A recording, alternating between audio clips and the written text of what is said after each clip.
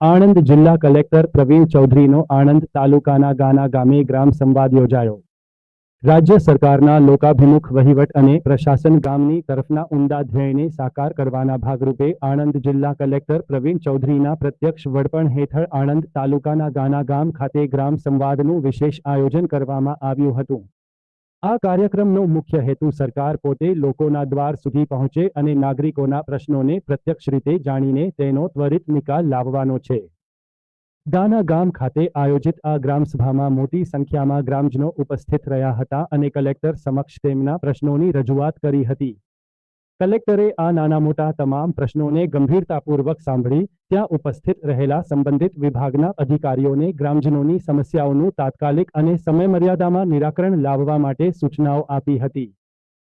આજરોજ ગાના મુકામે ગ્રામજનો સાથે સંવાદ યોજવામાં આવ્યું હતું, જેમાં જિલ્લા વહીવટીતંત્રના તમામ વિભાગોના સંકલનના જે અધિકારીઓ છે તમામ અધિકારીઓ પણ હાજર રહ્યા। ગ્રામજનો પાસેથી ગામજનોને લગતા નાના મોટા જે પ્રશ્નો ગામને લગતા હોય છે, અમુક રસ્તાઓના પ્રશ્નો હોય છે, અમુક સ્ટ્રીટ લાઇટના પોલ નમેલા હોય છે, નાના મોટા જે પ્રશ્ન ગામજનોના હોય છે, આ રેવન્યુ રેકર્ડને લગતા પ્રશ્નો, તમામ પ્રકારના પ્રશ્નોની રજૂઆત સાંભળવામાં આવી છે।